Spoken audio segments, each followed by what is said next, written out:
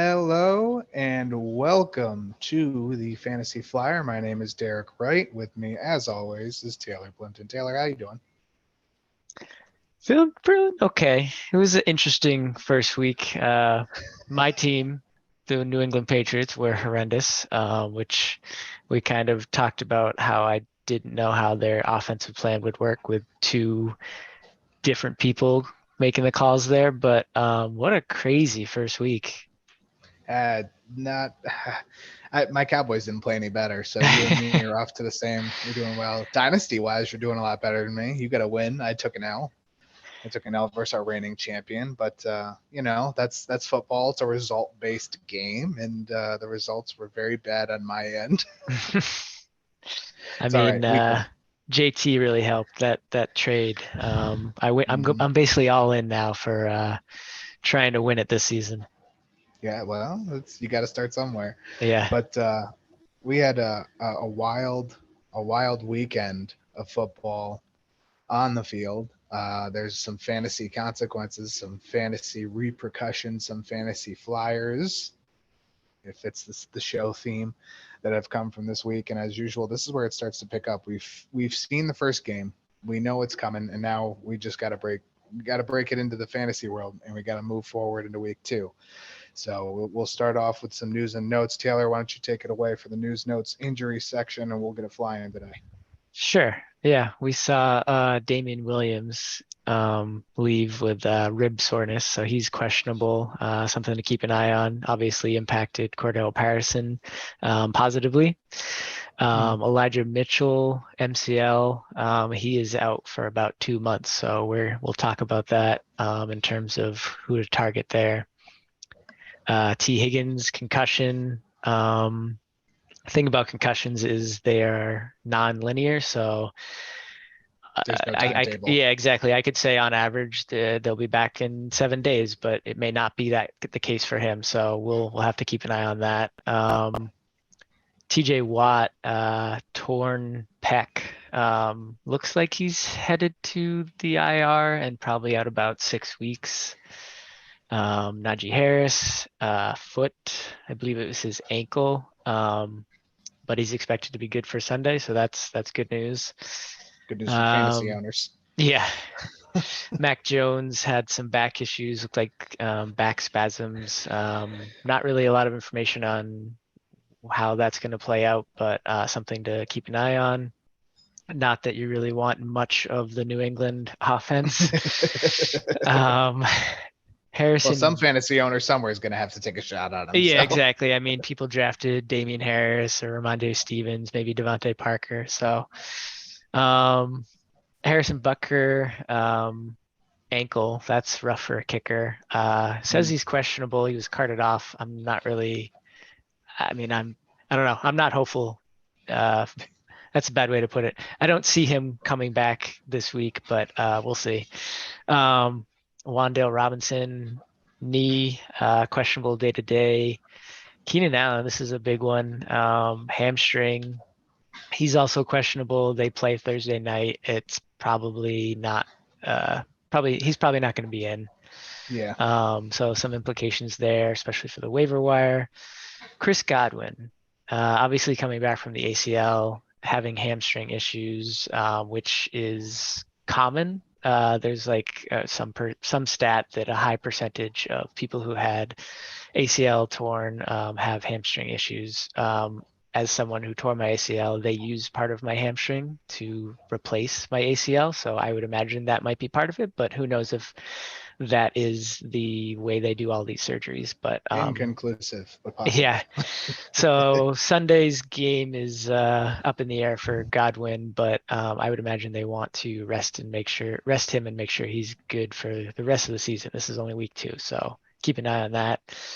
Dak Prescott, his right thumb, I believe, he had surgery. Wah, wah, Initially, wah. yeah, initially they thought it was going to be the way that they were going to, whatever particular surgery, they thought it was going to be 8 weeks, 6 to 8 weeks. It looks like they ended up going with a different surgery. Maybe it wasn't as bad as they thought.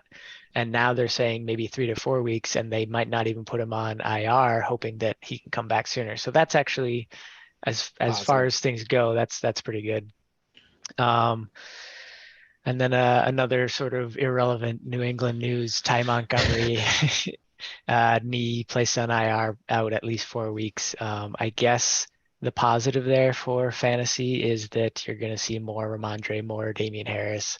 And honestly, I would say more Ramondre. They were playing him sort of in camp He a was little the bit as like, Yep. and even this game when Montgomery went out as the sort of receiving change of pace, third down guy. And then obviously he's capable of handling first and second down. So if he's out there, they're might keep going with him. So yeah, that's what we got for news. There's a lot of it. I would say, obviously, the Keenan Allen is the most pressing of that news, which we'll talk about briefly. We'll talk in a little bit. We're not going to talk about it briefly because I think that's a big piece, especially against the Chiefs coming up. Chris Godwin, I think, is the most not interesting, but fantasy Impactful. between that and Dak, you're looking at the most impactful there. As long as T. Higgins can come back. And we'll talk about some other options behind Elijah Mitchell, who is the longest injury that we saw from week 1. Or at least so far we think. Things can change. So yeah, hopefully Dak can come back. It hurts you because of your dynasty team. It hurts me because of my fandom. So I don't think they were going to beat. I think like their next 3 games were games they were probably going to win anyway. I know they play the Bengals this week. That's not positive. So we'll go right into the game review. We'll start off, try and go. I think we're pretty similar to how we had it as far as doing the preview on Saturday. We'll start off with Saints and Falcons. This game was slow to start, as several were. Falcons kind of got out the gate a little hotter, but the Saints came on strong at the end.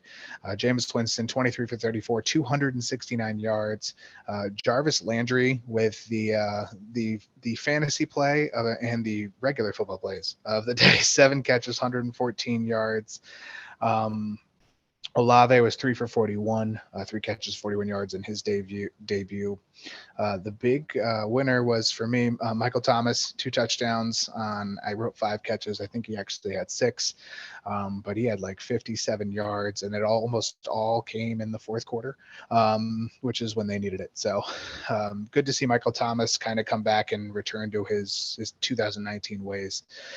Saints came from a 26-10 deficit, I believe it was, in the second half, maybe even just the fourth quarter, and ended up winning 27-26 on a Will Lutz 51-yard field goal with about 19 seconds left. Very, very crucial for the Saints to kind of come back, and for Jameis Winston to be able to lead them back with a very targeted offense.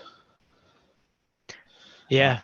Another unfortunate lead blown by the Falcons. Yeah, that seems to be, that's like a term now, is if you Falcons a lead, you can just it's you killed it. You Falcons to lead. So the Texans Falcons to lead. Like they were up to 17-3 or whatever it was. On the other side, Atlanta, Marcus Mariota, 20 for 33, 215 yards, had 72 yards on the ground.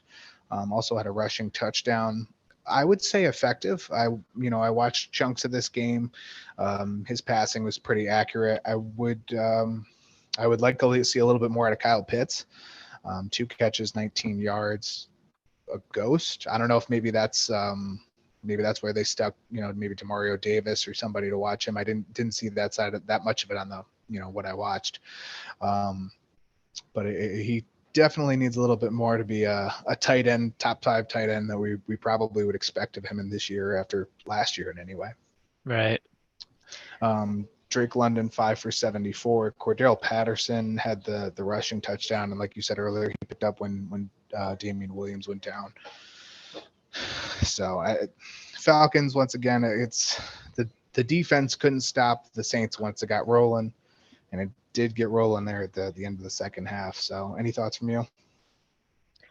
Yeah, I mean, going back to Kyle Pitts, there weren't a lot of, or I guess, I don't know how many attempts there were thrown by Mariota into the end zone, but their only touchdowns were a rushing TD by Mariota and by Patterson. So hopefully brighter days are ahead for Kyle Pitts because he is a monster of a man and should be a end zone target. So hopefully they get that going. I would imagine once London starts, 74 yards isn't bad at all. 5 receptions. I don't have his targets here, but if they can get London going, I'll say that I feel like they kind of have got him going, but if they can keep that up, then hopefully that opens things up for Pitts once Mariota gets a little more comfortable. I don't know. It's week one. Right. Definitely don't write off Pitts by any means, but not what you wanted to see. Well, I think the only red zone target, it looks like it went to Brian Edwards from Mariota, from what I'm seeing. And Kyle Pitts had 7 targets and only caught 2 of them. So I think it was kind of a targeted defensive attack from New Orleans based on the stats that I'm seeing. But again, much be said about Atlanta to not blow a lead if they can not do that. So Right. Good start for the Saints. They will go up against the Buccaneers this weekend. And what should be Tom's hopeful revenge game. I think he's lost 4 of his last 5 against the Saints or something like that. They've had his number 3 of the last 4, whatever it is. Not good for Tom Brady. That's all we know. Yeah. I guess one other thing to note, the rookie caught all 3 of his targets for 41 yards. So good to see, but obviously Thomas and Landry were the more heavily used guys.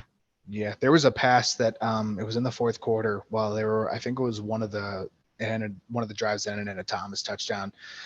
Winston launched one down the left sideline and Landry made one heck of a grab. Like, I can't even really describe it, but it was like a good 30 yards. And it was just like, wow, Cleveland let that go. It wasn't anything to sneeze at. It was a great catch. So moving on, game 2, Bears and 49ers, definitely a different result than we expected. I don't think we're alone in saying that we did not think the Bears would pull this one out. I know weather kind of stepped in and took the reins a little bit and took it out of the 49ers, to almost took it out of everybody's hands, really.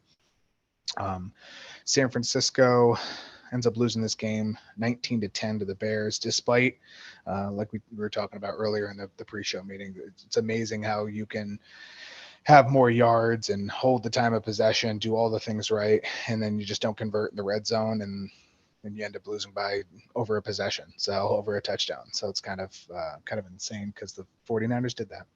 Yeah. Trey Lance, 13 for 28 passing. Not a stellar game. Again, rain probably played a factor. But he had 54 rush yards, 1 interception. I think he threw for 128, but I could think that might be low. I think I'm low on that. Juwan Jennings, 4 for 62. Was your leading wide receiver for the 49ers. You called that one when we were talking about our values and chalks on Saturday night, and good pick there. Thank you. Lance, 164 yards. 164. Okay. Yeah. I didn't write it down, so thank you for correcting me. Debo, 2 catches for 14 yards. Bit of a stinker there. 52 rushing yards. Did have a rushing touchdown, which saved his fantasy day. Big time. The only touchdown of the day for the 49ers. But the big story, I think, for the 49ers here is losing their what would be bell cow back in Elijah Mitchell, out for 6 to 8 weeks. We saw Jeff Wilson get a few carries after he went out, after Mitchell left. Nothing that would really make me want to dive headfirst into the waiver pool for him. Granted, again, this game is a little bit of an outlier, both weather and score-wise. Being down, I believe they were down already at that point. You're not going to run the ball quite as much. But interesting to see who's going to come up. They signed Marlon Mack today to the practice squad, the former 2-time Texan player. He's going to get his bouncing around all over the place. Yeah, he's ping pong balling all over. Yeah, he's who do you think is? I mean, how do you go about this as a fantasy owner going forward? Like, what's your take on it? So I guess one thing to note is Tyrion Davis-Price was out for that game which is kind of weird. And so you can't, like, to your point, Jeff Wilson was the only other running back that really played. But had Tyrion Davis Price not been out, would he have played? Like, he was inactive, I guess is the better way to put it. Right. So I don't know that we have a lot to go on here. I think Jeff Wilson is probably the most likely because he has done this before for San Francisco. He had that big contract last year, 2 years ago. Yep. So I would imagine it's Jeff Wilson, but they have two rookies, Jordan Mason, Tyrion Davis Price, and who knows with Kyle Shanahan. But I guess at the moment, my bet would be on Jeff Wilson. So as a dynasty owner of Tyrion Davis Price, I drafted him in the 4th round, which I think is going to end up being a steal because Shanahan loves to, I think I said this in the very first show, you lose one running back in San Francisco to injury, which happens, by the way, on clockwork first 2 weeks of the year. Last year it was Raheem Mostert, gone whole year. Now we're here. We're going to lose 6 to 8 weeks out of Elijah Mitchell. I think the year before that, I think it was Mostert again. So it's disgusting. But when it happens, he goes to what seems to be like a little bit more of a committee approach just to see who's got the hot hand again. I will be sitting Tyrion Davis Price this week. I want to see if A, he plays, and B, when he does, how much he does. Jeff Wilson had 59% of the snaps after that, well, including some time before the injury, but he was on 59% of snaps. Kyle Juszczyk actually only played 37. So, and Juszczyk has no competition. He's probably one of the best, if not the best, fullback in the game.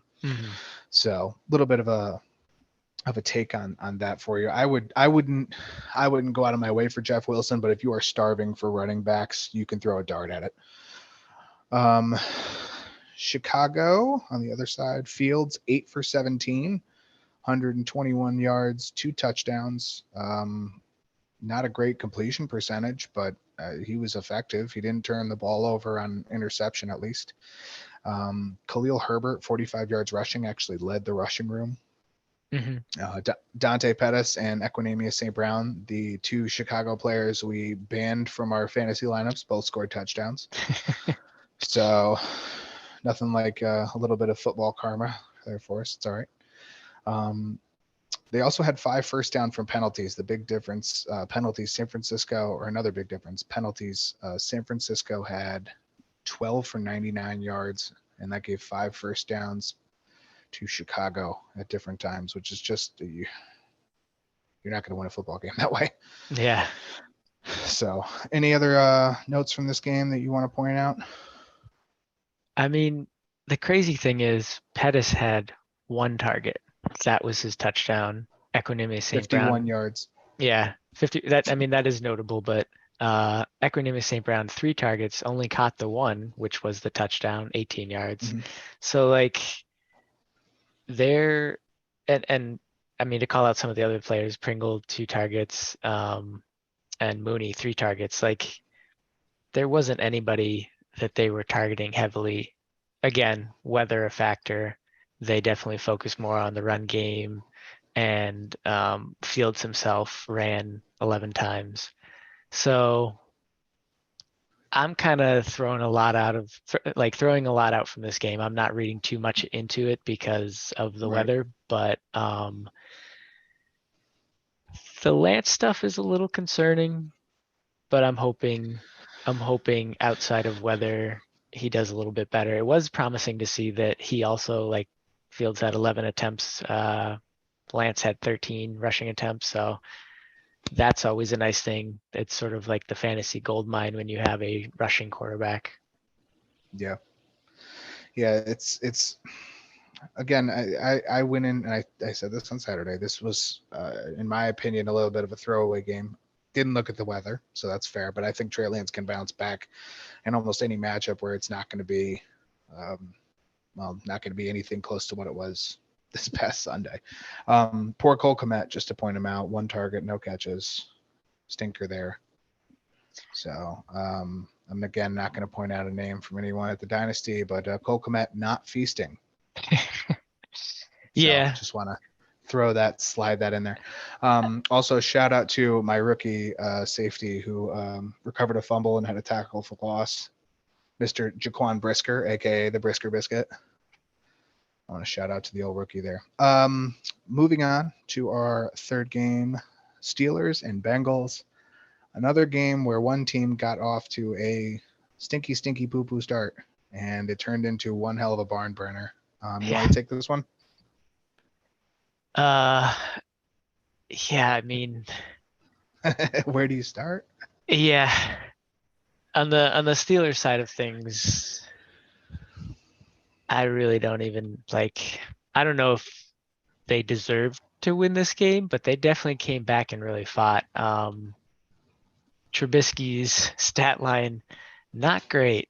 21 for 38, 194 yards and 1 touchdown.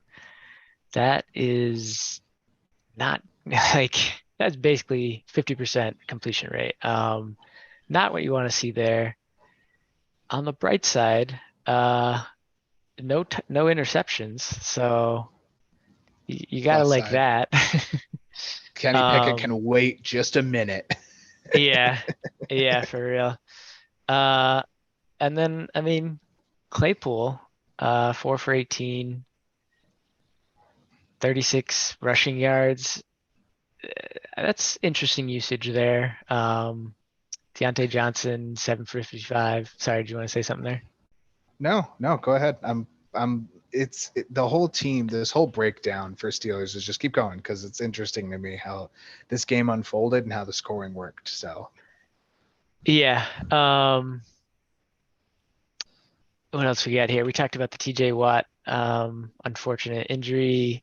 Minka, holy crap, 10 tackles, a pick six. And I had started to talk about Deontay Johnson, 7 for 55. I mean, you like to see the amount of targets and receptions he got there. So, yeah. What were you going to say about Minka? DJ, the outright number one, and as it should be, I think for Pittsburgh.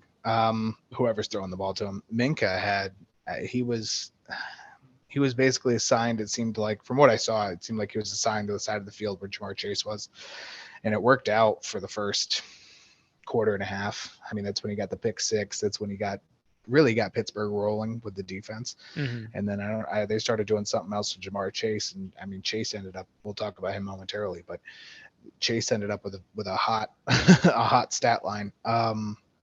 And it kind of helped Cincinnati come back, him and Mixon, really. Yeah. But yeah, Minka, 10 tackles. I don't think the loss, going back to what you're saying about TJ Watt and his torn pec, obviously it's TJ Watt. It's you want him, you want him on the field, but the defense was pretty stout. And I think they can hold their own, while TJ heals up. And it's really good news that he's not going to be out for the whole season, and he's only going to miss, roughly 6 weeks. And I think that defense can continue to hold it down in division if they can hold the Bengals to 20 points, let alone holding them to, I think, 6 in the first half. So, Cincinnati side of the ball. Yeah. So Burrow. Holy crap, 53 attempts. Wow. I mean, right.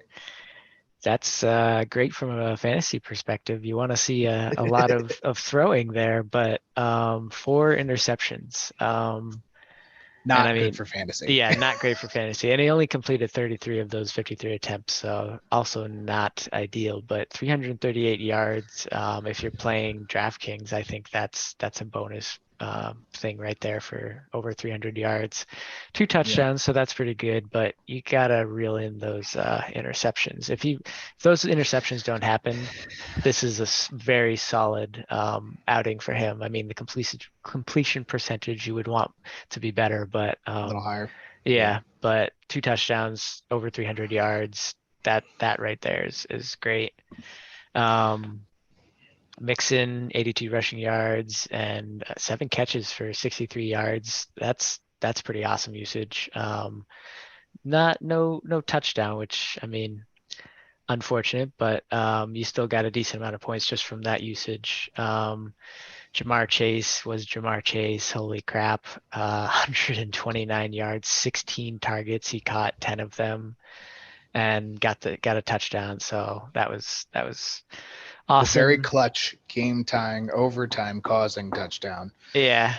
And I don't know if you watched at all any of the stats. I don't mean to interrupt you, but he had 2 different catches before that one. That was the third that actually he kept his feet in bounds. He had 2 different catches, one where he didn't have his toe out of bounds by more than an inch in the end zone. That would have been a touchdown. And he had another one that was, I don't know if it was another pass interference or if he got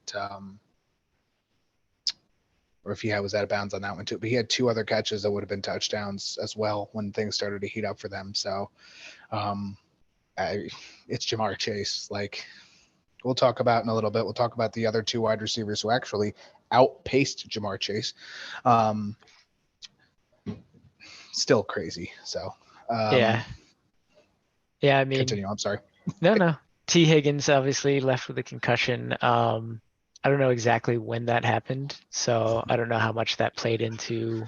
I mean, Jamar Chase obviously has these ridiculous games, so whether that was the game script or not. And then Tyler Boyd had a touchdown, 7 targets. So again, maybe not game script, but he's a good receiver. Higgins was out; they used him. And Hayden Hurst, 5 for 46.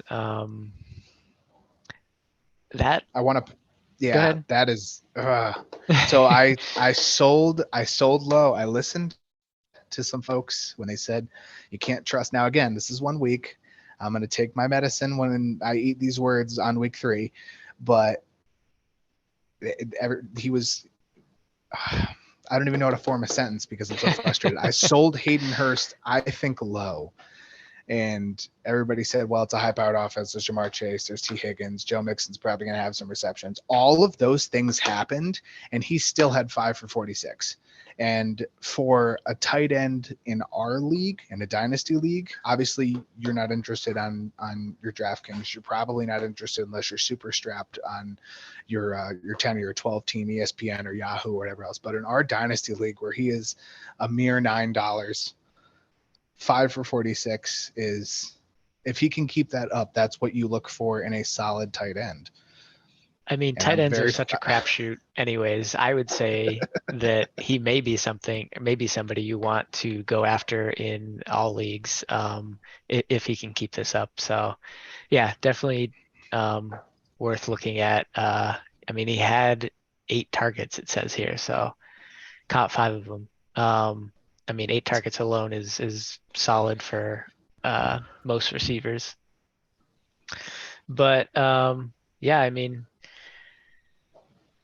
they almost squeaked it out. There was the blocked field goal that would have won it for Cincinnati. Yep, that was the on the Chase touchdown. So Jamar Chase's touchdown comes with 2 seconds or 4 seconds left in the game, Yeah. ties it at 20. And then they, I'm not sure if it was Akila Witherspoon or Minka who blocked the field goal, I should say. And all of a sudden we're going to overtime, and overtime should have been over. I mean, it ends at the last second. Bosley comes in, game-winning field goal from whatever it is, 50 some yards away.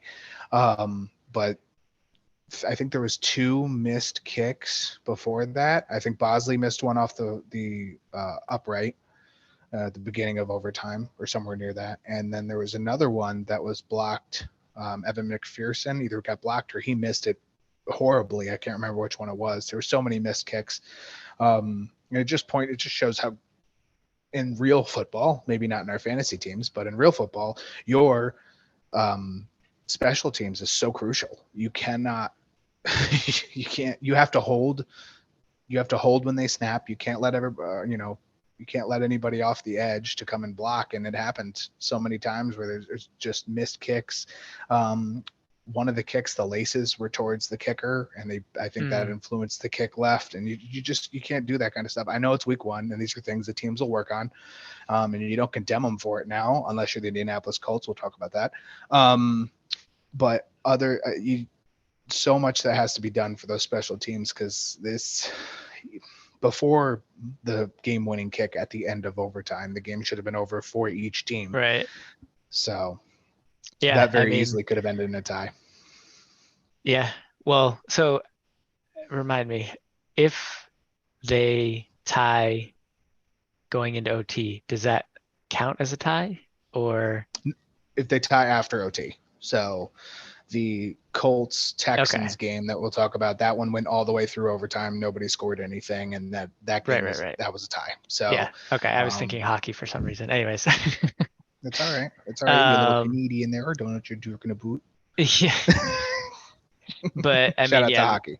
yeah, that blocked field goal was the difference between Cincinnati walking away with this in the last seconds and then obviously going into OT. So, but yeah, to your point, Pittsburgh holding a very good offense to not a lot of points, and then I mean, defense, special teams was huge for the Steelers here. Yeah. Burrow had, as far as the game itself, Burrow little protection. O-line really didn't step up compared to last year. It was a big problem last year. It's a big problem now.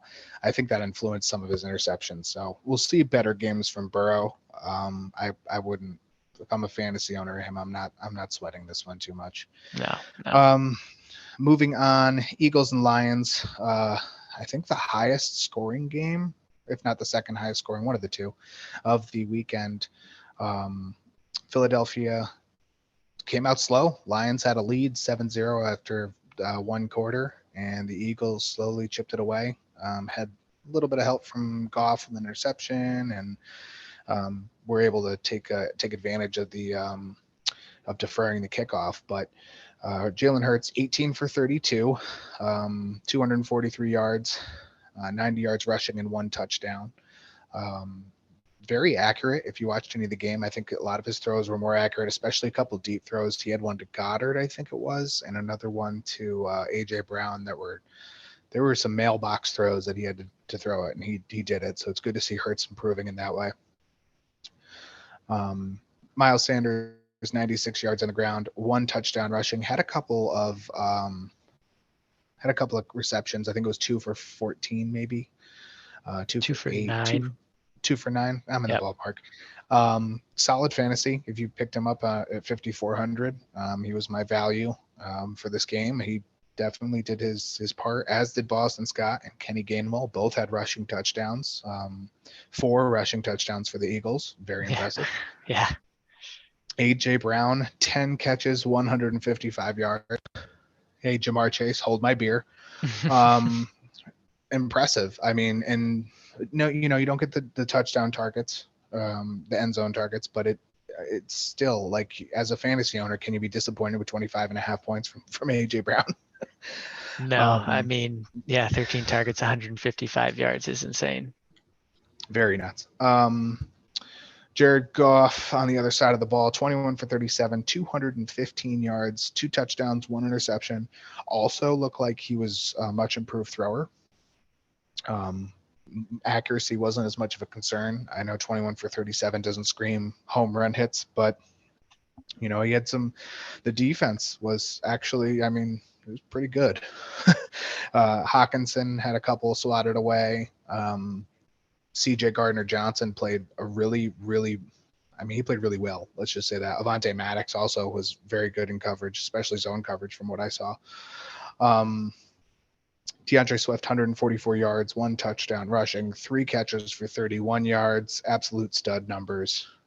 And that's with Jamal Williams having 2 rushing touchdowns next to him. So good to see that they're splitting the work. Yeah, that was interesting. Swift was incredible in this game, looked awesome. And I couldn't tell if it was like he had a big run, so they were giving him a break and they put Williams in, or if it was part of their game plan to have Williams handle the goal line. So that'll be something to I don't want to say monitor. You're not going to not play Swift. You're not going to drop him. You're not going to, I won't say trade him depending on what you can get, but it's weird and stinks if he's not part of the end zone package. Yeah, red there's zone almost package. some Sorry. there's almost some good red zone um, usage that can be had with him regardless of game script, which is kind of, I once call him game script proof, but Right. he's got, I mean, he played a third of the snaps, 33%. So, and was very effective in those snaps. So, Very effective. um, Yeah. yeah, good to see him have a good fantasy day. Definitely, if you're a DeAndre Swift owner, not for, not like there's any injury reason or anything, but pick up Jamal Williams as a handcuff because you know where it's going if Swift does get hurt. Yeah. I mean, Um, even if you're not a Swift owner, I would say Williams is not a bad target. no, not at all. Amon-Ra St. Brown, 8 catches, 64 yards, 1 touchdown. DJ Chark also had a touchdown in there off of I think 4 or 5 catches. Good to see Amon-Ra kind of step up. It's going to be interesting to see how this entire wide receiver core kind of changes when Jamison Williams gets in, and how that's going to be, come November roughly. Mhm. But overall, Detroit defense I mean, there was a balanced offensive attack by Philadelphia, and Detroit held its weight for much of the game, specifically the first half. Okuda and Walker, Jeffrey and Tracy, they played very, very good for the secondary. Even allowing AJ Brown to get some of these catches, they still did really well. So, and they almost made the comeback too. Only lost by 3 to an Eagles team that was favored by, I think, by 5 or 6. So Yeah. It was actually a pretty fun game to watch. Obviously, when you see a high score like that, you would imagine it was pretty fun. But yeah, we'll have to see how these offenses continue. But I would imagine the Eagles will continue to be pretty decent. I did not expect this from Detroit, so that's pretty awesome for them and promising. I think the addition of Chark, I mean, we've seen him do it in the past, but that seemed to really make a good improvement for their offense in terms of being able to move the ball. Um, I mean, Hawkinson 7 targets, Chark 8, Amon-Ra St. Brown 12. So they kind of spread it around, and those are 3 yep. very good pass catching options. So yeah, Interesting to see how Detroit handles this going forward, because Detroit seems like they have taken a step forward. It's kind of what you want um, when you're bringing in these young players. DJ Chark is in his 3rd year, Amon-Ra in his 2nd year, Jameson and Williams now on IR waiting to come in, and once he comes wreck, in, absolute that could be wreck stuff. awesome. Yeah. Yeah.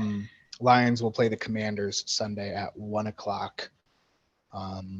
Be another. Actually, I just read something that is the first game in 24 regular season games that the Lions actually are going into as the favorite in sports books. It's Wow. the longest streak in the NFL that has been broken for this week, and that is fine because the team played well. Yeah. I'll work with it. All right, we're going to take a quick break. We're going to bounce back here. We're going to finish up these reviews when we come back. We got 1, 2, 3, 4, 5, 6, 7, 8 games left to review. And then we're going to do host v host, play a couple games, and we'll get out of here for our Tuesday edition of the Fantasy Flyer. Stay tuned. Yeah.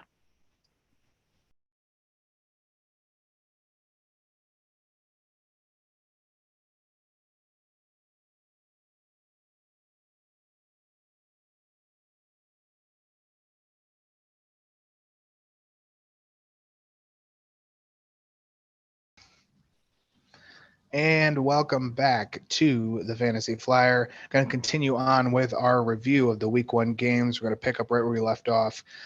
Dolphins and the Patriots. Both teams coming in with some new additions. Miami started off hot in this one and really didn't let up off the gas. We'll kind of go quick through this one because it did not take long for this game to be decided.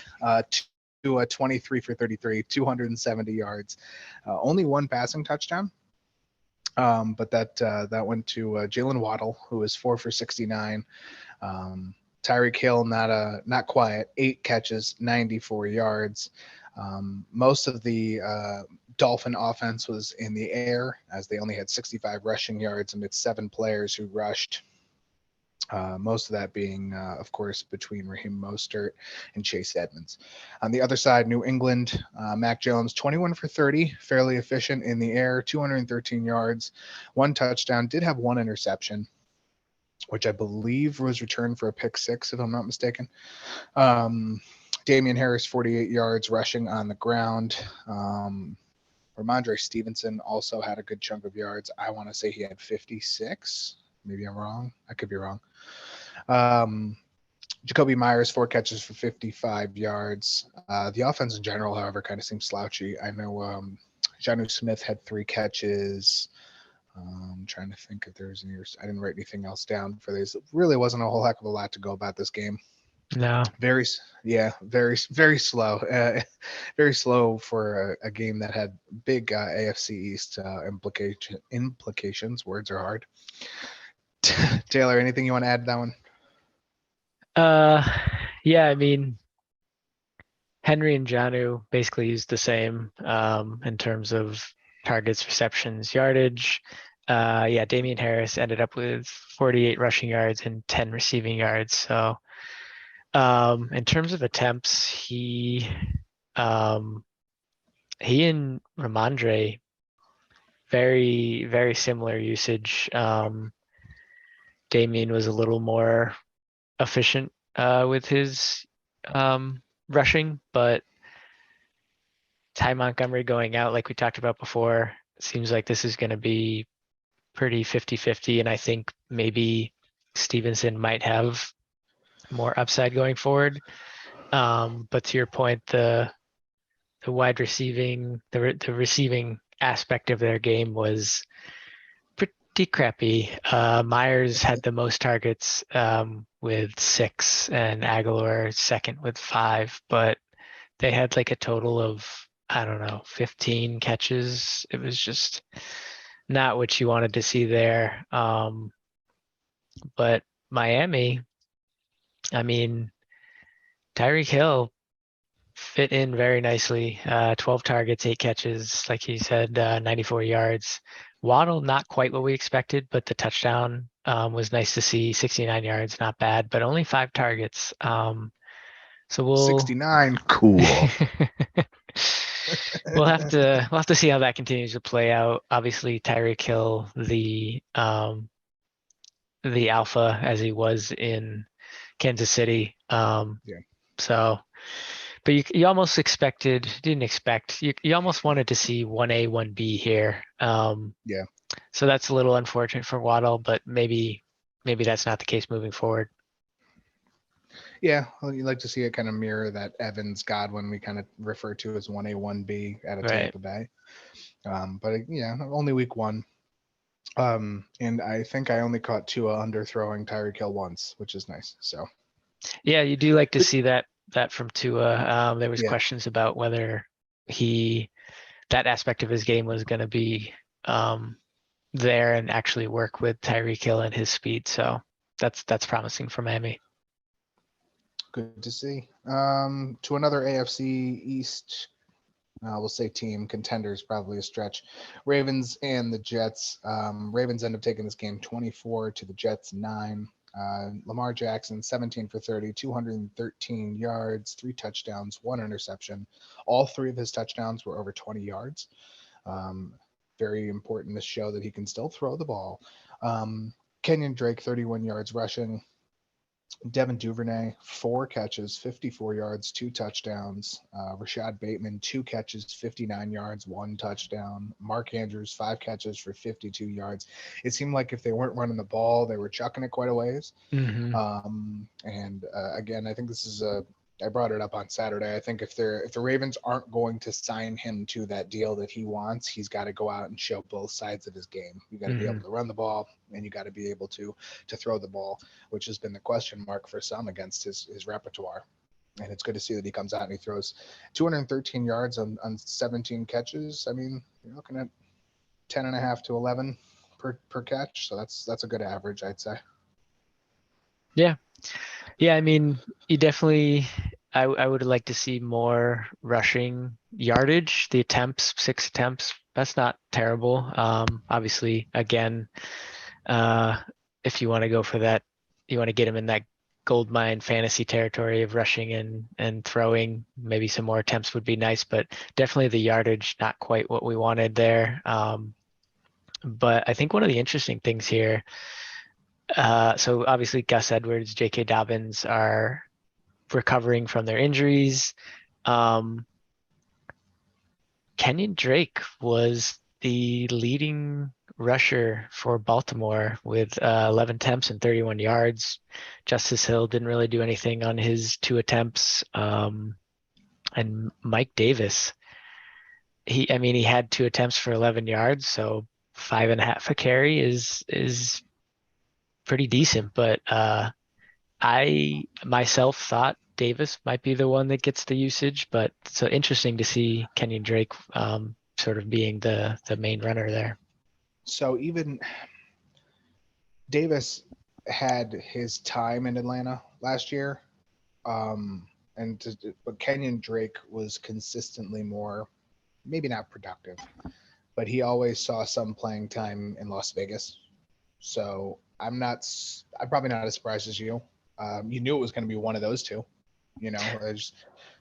I didn't see Patrick Ricard playing 64% of snaps, but he No. did. Yeah. Some probably mostly as a pass blocker because I didn't see him much on the yardage stats, but still good to see them have a couple different options. Hopefully Dobbins and or Gus can come back relatively shortly. One of those. Yeah, Edwards on the pup, Dobbins just at the moment out, not on IR. But yeah, I guess the reason I didn't necessarily expect Drake to get this usage was he was signed to the team after the preseason, right? When he was cut from was he cut from Vegas or was he cut from? Yeah. I think he was cut right around week 3 of the preseason, or in between week 3 and week 4, and then he ended up with the So Ravens. not a lot of time with the team to really get acclimated in it. So that was interesting to me, I guess, as somebody coming in so new to the team, getting that usage. And it wasn't a lot of usage, but it was the number 1 on the team. So, but right. Yeah, I don't know how much. It's not much on the Jet side, but Duvernay with 2 touchdowns, only 4 targets. So I don't know what that really says there, but 2 touchdowns is if he's the end zone guy, that's interesting. Makes him somebody you could probably watch in most of your 10 and 12 teams. Mm-hmm. If you see that kind of production this week, target usage, I should say, you should probably consider picking him up for those deeper leagues, especially. On the Jets side, Joe Flacco, 37 for 59, holy passing plays. Yeah. 307 yards, 1 touchdown, 1 interception.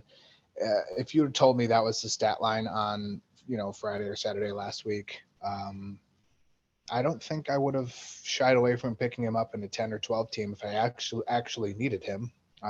Hopefully my draft, I would have been able to draft a little better than that. Maybe a super flex. What about a super flex? There we go. Yeah. Michael Carter, 60 yards rushing, 7 catches for 40 yards. A very stout day for someone who was, we said it on Sunday show, that Robert Saleh came out and said, this guy's the heartbeat of our team. And I told you, man, I got to think about this for the next next hours and I was like, no, this is Breece Hall. Breece Hall's got it. No, not even close. And not even close. Right on the spot there, I looked on the depth chart and Michael Carter was listed as number 1 on our lads, which I did not expect at all. So that was, obviously that was true to how they wrote their game plan. Yeah. Carter went out and he did what he needed to do. Now, going forward, obviously, I'm probably going to be in a position to play. We're allowed 3 to 4 in our dynasty league. I'm probably in a position to play both of them. I think Breece Hall is getting his exposure. I don't think what you see now will be the same in week 5, or what you'll see in week 5 will be the same in week 10.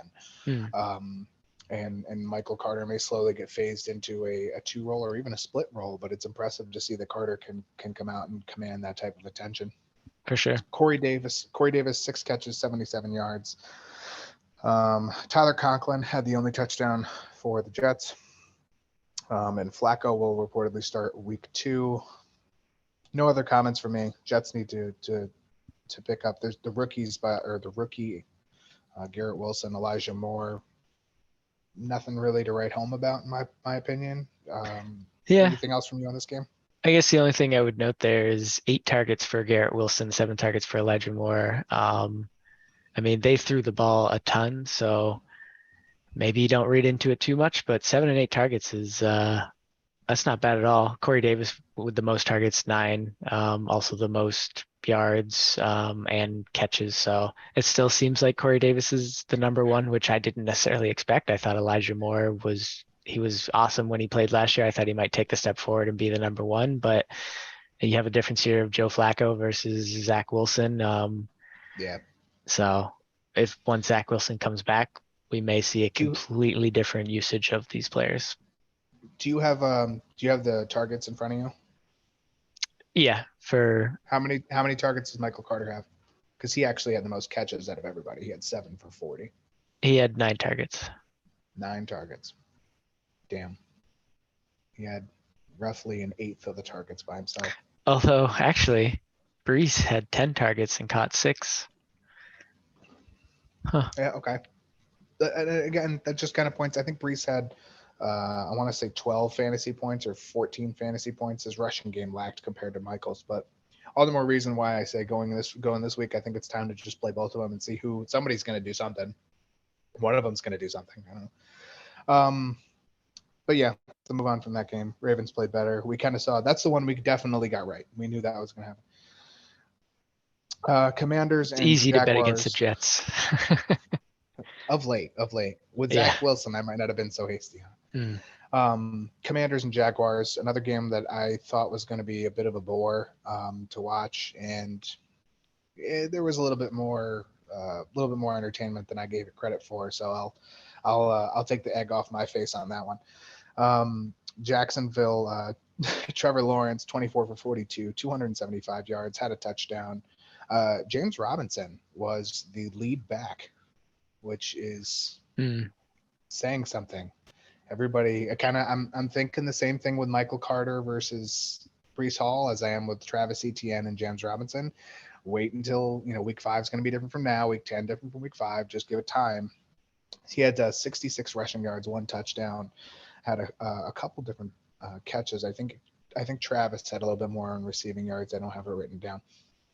Yeah, 18 receiving yards for Travis and 3 for Robinson. But I think the thing to note here, I mean, not the thing to note, but the interesting thing here is Robinson got a receiving touchdown and a rushing touchdown. Oh, I didn't know he had a receiving too. Okay. So he had a dual touchdown game. I mean, nothing like throwing a wrench into your Travis Etienne fantasy owners. Christian Kirk, 6 catches, 117 yards. What's really interesting here, I saw something about this, I think it was earlier today. Zay Jones, who only had 4 catches? 6 catches. He played something. He played an insane amount of snaps for only having those type of catches. I think he actually out-snapped Christian Kirk. I'm not sure on that one, but it was something similar to that. Christian Kirk, of course, had a much more productive day. Defensively, Devin Lloyd was outstanding in his debut. Was able to really pick apart most of the Commanders' offensive line a couple times. I shouldn't say he really did, but on the other side, Carson Wentz. Welcome to the big leagues. Welcome back. Welcome back to to like what, sophomore year? Alex Smith, comeback player of the year. Carson Wentz, 27 for 41, 313 yards. Is that I put a $sign in my notes, which correlates to a 4 on my keyboard. So is that 4 touchdowns? Do I 4 see touchdowns, yes. Yes. Okay. I didn't notice that. $sign. Yeah, I put $4 touchdowns. He did have 2 interceptions, which is average Carson Wentz. Right. But overall, he spread the ball well to give the receivers little attention. Antonio Gibson only had 58 rushing yards, also had 7 catches for 72 yards. Very good to see him play a little bit more of the split role instead of you were seeing J.D. McKissick kind of do that last year, and now you see Gibson soak in a little bit more on the target side. Terry McLaurin, 2 catches, 58 yards, did have a touchdown. Very well guarded by Jacksonville for most of the game, it looked like. However, Curtis Samuel was not. 8 catches, 55 yards, 1 touchdown. 2019 Curtis Samuel is back. One of my top waiver picks for the week. If they're going to start spreading the ball like this to Curtis Samuel, and if they're going to keep more or less haunting Terry McLaurin, do not be afraid to pick up Curtis Samuel. I wholeheartedly support it. Jahan Dotson, 3 catches, 40 touchdowns. Wow, excuse me. 3 catches, 40 yards, 2 touchdowns. The only rookie to have a touchdown this week, and he had 2. So I did not realize that. Nice. Yeah, very good outing for Jahan Dotson, and there's your 4 receiving touchdowns too for Carson Wentz. Big difference here. Jacksonville 2-5 in the red zone. Washington was 2-2. Jacksonville actually won the turnover battle 1-3 though. So a little bit of a team stat split there. Anything you got to note from this game? Anything interesting that you're noticing? I mean, you touched on a lot of it. Kirk, I didn't realize the snap difference was quite so much. But Christian Kirk, this is a great first outing for him as the number 1 for the team. Yep. I mean, 117 yards, 12 targets. 12 targets is a great number. I mean, if he wasn't out there for, I don't know what you said the percentages were, but that's a high usage rate for when he was out there. So that's awesome. 91% of snaps for Christian Kirk, 83 for Zay Jones. Okay. Yeah, so. I mean, I think, you touched on a lot of it. Like I said, the usage there for Kirk, and then James Robinson being the number 1 we talked about. That's interesting. Throws a wrench in the ETN stuff. But I think the biggest takeaway for me here is the Commanders, their assets, both from a rushing and wide receiving core, even Logan Thomas, like these guys don't write him off. Wentz had a great game. If he keeps this up, this offense is very, very serviceable. Yeah, big if. We've obviously been very disappointed by him in the past, but this will be the year. Yeah, exactly. Everybody thinks he's going to do it again. So they played better than Dallas. While Dak was on the field. Well, exactly. Yeah. Moving on to the next game. Jaguars. I forget who the Jaguars play. Commanders play the Lions this week. So, Jaguars play the Colts. Browns, Panthers. Another slow start. This game picked up at the end. Jacoby Brissett for Cleveland, 18 for 34, 147 yards, 1 touchdown. He overthrew Amari Cooper a couple times. He overthrew Hunt once in the first quarter alone. And yet Kareem Hunt still had a great day, but Cooper's numbers weren't as good as they could have been. Kareem Hunt, 46 yards, 1 touchdown rushing, 4 catches, 24 yards, and a touchdown receiving. If he's on your waiver wire, he shouldn't be. Donovan Peoples-Jones, 6 catches, 60 yards. He got most of the double coverage targets from Amari Cooper, when Amari Cooper was double coveraged, I should say. Right. Nick Chubb, 141 yards rushing. I think I said it, and if I didn't, I definitely thought it, so whatever. But if you hold Nick Chubb to under 100 yards, you have a much better chance of winning the game. The Panthers did not do that. Granted, that wasn't why they lost the game, but that didn't help. Cade York hitting a 59-yard field goal. The rookie, 6th rounder, hitting a 59-yard field goal with under a minute to go in the 4th for the Browns to seal it. On the other side, Baker Mayfield, 16 for 27, 235 yards, 1 touchdown, 1 interception. He did have 4 fumbles, but he recovered them all. So maybe a little less theater popcorn before he plays football. Christian McCaffrey, 33 yards rushing, did have a touchdown, which hugely saved his fantasy day. Because other than that, he was. I mean, I understand it's Baker Mayfield, but I don't know if did someone tell Baker Mayfield that he has Christian McCaffrey to throw Right. to, or to like, did he forget? Is literally the best player on the team. Right, and I mean, 4 catches for 24 yards for McCaffrey, and the touchdown was a nice dive over a dog pile at the goal line. So good to see McCaffrey at least get that and not be afraid to dive in. Robbie Anderson, 5 catches, 102 yards, 1 touchdown. Interesting to see him outperform DJ Moore. I thought that was a very, you went in DJ Moore on ADP somewhere around the 30th to 35th ADP for most of these drafts, and Robbie Anderson was somewhere in the 50 to 60, I believe. It's good to see him kind of bump up and take a really good fantasy day. I mean, you're looking at that was a 22-point fantasy day, roughly. So I don't think there's anything else I got from this game. What say you?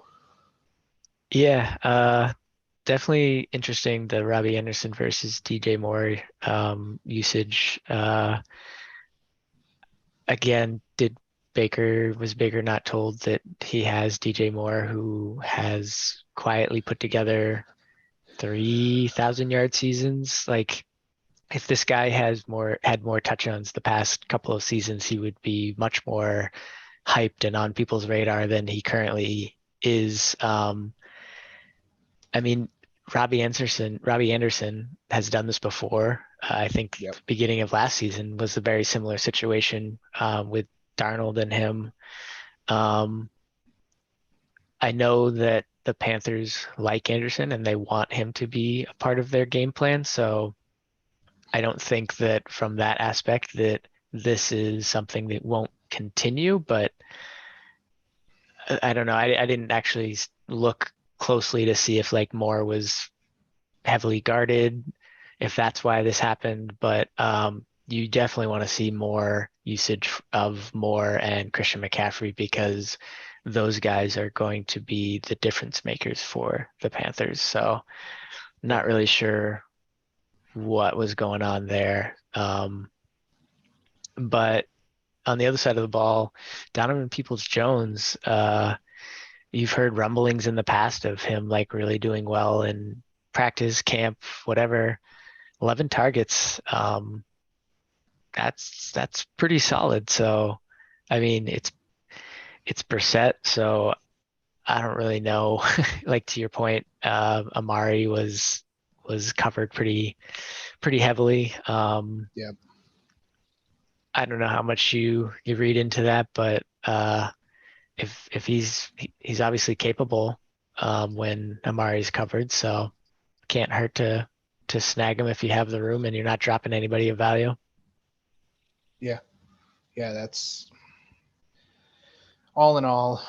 I mean, just it's good to see the Browns win their first game. I guess just completely out divert subject. The Browns won their first game since 2004, first week 1. But it's hard to see Baker Mayfield not understand how to use, maybe not understand how to use Christian McCaffrey. I don't know. I'm not going to spend a lot of time on it because his team's got so much growing to do. Yeah. Robbie Anderson, I don't write off. Again, probably someone who's not on your waiver wire. Somebody's got him, and they enjoyed his week if they didn't leave him on their bench. So that's where I'll kind of troll that one up. And both teams split the New York teams this week. Cleveland will play the Jets. The Panthers will play the Giants. So those are the next incoming. Maybe they'll travel to New York together. Holding hands, except for Baker Mayfield. Baker Mayfield's going to be shunned to the back of the plane.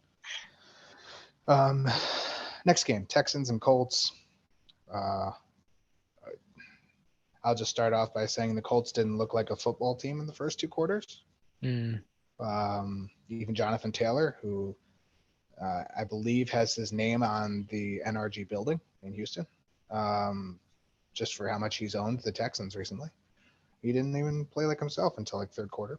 Yeah. But all in all, this game ends up being a tie, which means, unfortunately, a boring extra 10 or 15 minutes of football at the end of the game.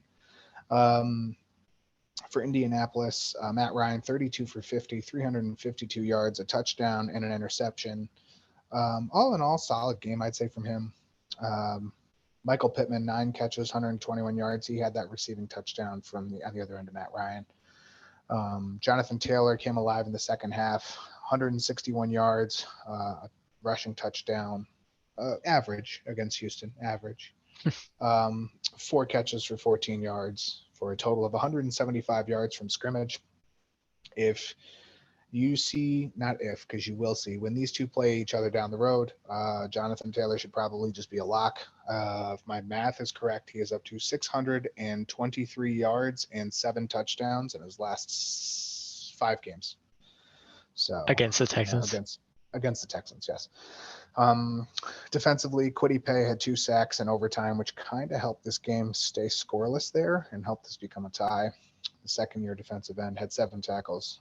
Very effective towards kind of what was a slouching offensive end at that point. I think they were all getting tired. Basically getting stops and Jonathan Taylor and getting stops is what helped Indiana come back into this. They out first downed Houston. Houston had 20. Indianapolis had 33. So kind of what you expect from the Colts, except for the first half where they forgot they were playing football. Yeah, I mean, they had to have walked into that locker room and been like, why the hell aren't we using Jonathan Taylor the way that he can play? Like, I don't know what that first half game plan was, but I mean, Matt Ryan had 50 attempts, so that's interesting in itself in terms of like, then they managed to get JT 31 rushing attempts. So that's your game. But. Right. Yeah. So coming out sort of with a more pass happy offense and then reeling it back in and saying like, hey, we have JT, let's get him the ball. 31 and 161 yards is like, why wouldn't you get this guy the ball? I don't know. It was just weird to me. Probably, it probably cost them. I don't even say probably. I'm gonna bet it would cost them the win. You'll never know. You need to go into another dimension to figure that out. But that's something I would look for if I'm the Colts going forward. As for Texans, Davis Mills looked very good for 3 quarters in this football game. I don't know where his stats fall as far as being, whether he's QB 10, 12. He's probably somewhere in that range this week. 23 for 37, 240 yards, 2 touchdowns. OJ Howard had both of those catches after just joining the team. Brandon Cook, 7 catches for 82, all ancillary, get us up the field catches. The important thing here that I brought it up on Saturday, says the only way that the Texans stay in this, and not only they do it and stay in it, they were leading for the first 3 quarters. Their defense was stout. Lovie Smith has to get that defense moving, and he did. Gruger Hill had 14 solo tackles, which is just damn. Put him in the middle and hunt the ball. That's about the only thing I can say for that. Jerry Hughes had 2 sacks. When you lead 17-3 at halftime, you did something right defensively. Even if Davis Mills isn't hitting all of his targets, which at the time he was, he played probably, in my opinion, probably one of his best 3 games in his very short NFL career. In the end, though, the stops from Indiana cost them. 7 punts from Houston for 318 yards. And because of that, Indiana ended up winning time of possession by the end of overtime, 39.5 minutes to 30.5 minutes, which is, it's going to cost you a win at that point if you're up 17-3. Thank God you had the lead, I guess. Mm-hmm. Yeah. Saw a big promise from Houston, though. No, for sure. Yeah. Going back to I think this is 6 points per touchdown. Mills finished 19th with 14.9 points. Really? Yeah. He didn't really rush for much. Right. Yeah. He doesn't. It's not to say that he can't rush, but that's not necessarily his forte. What they. Yeah. So yeah, not as good as you'd like, but to your point, like 17 points in the first half, he was moving the ball fine. Um, I don't know. Yeah, I mean, yeah, Houston was able to, or sorry, the Colts were able to stop Houston a lot more in the second half, so that slowed things down a lot. But 240 yards, um, very solid completion percentage. So yeah, if they were able to keep pace with how they did in the first half, this is drastically different. Probably finishes top, I don't know, maybe around 12 to 15 or something. But yeah, it's unfortunate to see it end this way for Houston. But with on paper, you would have expected the Colts to definitely win this game. So good for Houston. Yeah, I count the tie as a loss for the Colts and as a semi-win for the Texans. All That's how right. I look at that. The Yeah, other interesting thing, and I just noticed it because I put it in my notes. Damian Pierce had 33 yards rushing, I was just gonna but he say. was out. He was out carried by Rex Burkhead, both and out received. Obviously, Burkhead Hmm. 5 for 30 receptions, had 40 yards on 14 carries. So I'm gonna lump this with like I just said about um, Brees Hall and Michael Carter and any of the other ones. Wait until week 5. We know what's we know what's happening with these rookies, with these younger players. Hmm. Week 1, they're not going to get thrown into the deep end. So Yeah, um, especially running backs. It is hard to come by a high usage running back in most leagues, so don't give up on them yet. They said after the game something about wanting to get not more out of him, but more. They want to give him more opportunities. Pierce, that is, yep, and something about the particular packages they used, the plays they went with, that he just wasn't part of those. So right. um, hopefully that is factual, and we see more out of Pierce going forward. Sounds good to me. Moving on, Giants and Titans. Giants with a come from behind win with. I mean, this team looks different with an energized Saquon and Yes. good play calling. Jason Garrett was not a good play call. I mean, there's a lot the Giants could fix, and I think they did a lot of it. So, Daniel Jones, 17 for 21, 188 yards, 2 touchdowns, and an interception. 17 for 21 is what you want. Yeah. You take the interception off the board, make it an incompletion, and he's up there in the top 5 for QBR in the week. I'm positive about it. Saquon Barkley, 164 yards rushing, 1 touchdown, had 6 catches for 30 yards. That's the Saquon that you want. He was RB1 on the week. Don't sneeze at it. Richie James and Sterling Shepard combined for 7 catches and 130 yards. Shepard had the 1 TD, I believe, on 1 catch. And they just outrushed Tennessee 238 to 93. Derrick Henry was not the Derrick Henry that you would expect, and Saquon Barkley looked like Derrick Henry 2.0. Just the Yeah. simplest way to put it. Tennessee, on the other hand, Ryan Tannehill, 20 for 33, 20 out of 33, excuse me, 266 yards, 2 touchdowns. Like I mentioned, Derrick Henry, only 82 yards rushing. The important thing to note about Tennessee is that they used a lot of their youth. Treylon Burks had a few targets, but it was really Kyle Phillips and was it Don Hilliard? Hilliard. I still can't say his name. I still Dontrell can't. Hilliard. Don Trell, sure. All right. Yeah, 3 catches, 61 yards, 2 touchdowns. Both touchdowns, I believe, coming off of really bad New York Giants penalties, or maybe their own penalties. I think one of was their own pass interference, or not pass interference, holding.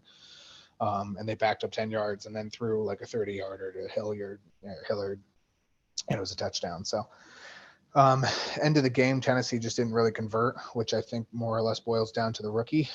Using a lot of rookies. You can't really run when you need to score from 50 yards. It's Derrick Henry, but you can't you can't depend on it.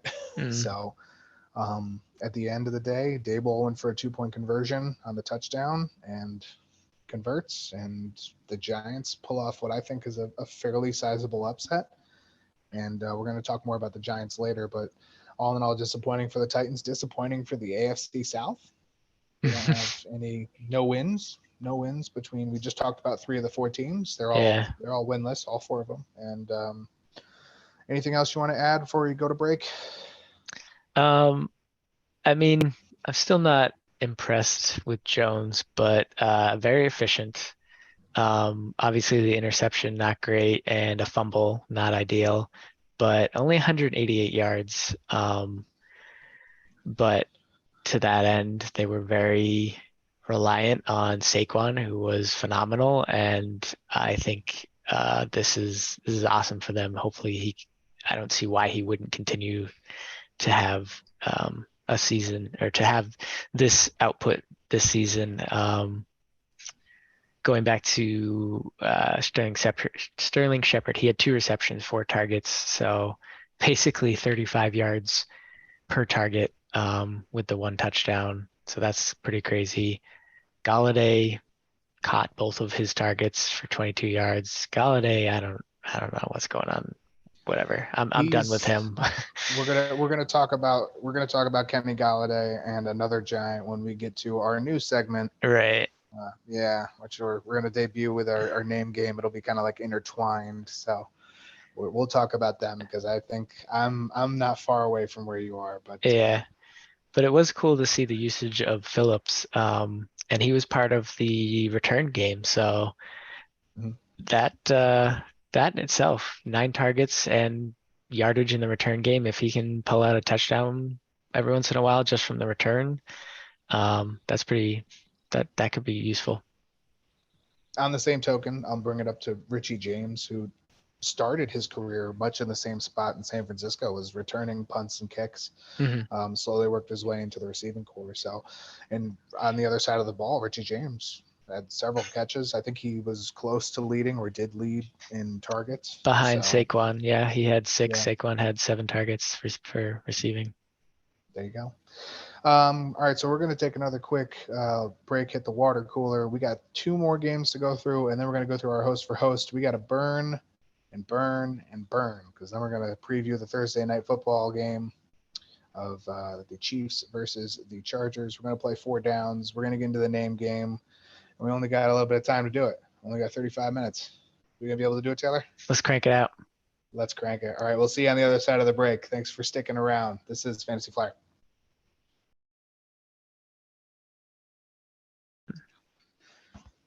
And welcome back to the Fantasy Flyer. We're going to finish up with our review games real quick of week 1.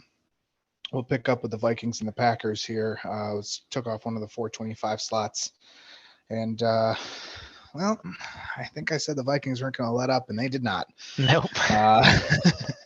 Kirk Cousins, 23 for 32, 277 yards, 2 touchdowns. Average Kirk Cousins line. Yeah. Didn't do anything wrong. Justin Jefferson, on the other hand, was Cooper Kupp-esque. Better than Cooper Kupp. 9 catches, 184 yards, 2 touchdowns. Let's see. Dalvin Cook, 90 yards rushing, 3 catches, 18 yards in the air. New addition Jordan Hicks also had 14 tackles and a sack and did just about everything you want him to do when you're facing the Packers. So nothing to complain about there. Yeah. On the other side for the Cheeseheads, it was rough. Very, very, very rough. Rodgers, 22 for 34, 195 yards, 1 interception. I'm not going to blow that out of the water. One of the worst games of his career happened literally almost a year to the day against the Saints last year. I think we all remember that blowout where we wrote the Packers off after week 1. Who learned their lesson? I did. I learned my lesson. A.J. Dillon, 45 yards, 1 touchdown rushing, 5 catches for 46 receiving yards. If he's on your waiver wire, steal him from whoever has Aaron Jones and wants him. If he is, hopefully they've already handcuffed him. But he went out and did a fantastic job, really reading offense very well. That's the easiest way to put it. And it was also used very effectively. Let me see his snap count real quick. 51% of snaps. Aaron Jones had 61. And again, that only includes, probably some pass block plays. So good to see Dillon being used in that aspect. The rookie Romeo Doubs, 4 for 37 and an 11-yard rush. my one call for the week that I got right. Robert Tonyan, 3 for 36. I think we talked about that. Robert Tonyan was going to have to play some part in this. Randall Cobb played a much smaller part than I think was given. Sammy Watkins played a small part. A lot of different names got receptions. But without a number one, all in all, they kind of looked out of place, very out of place.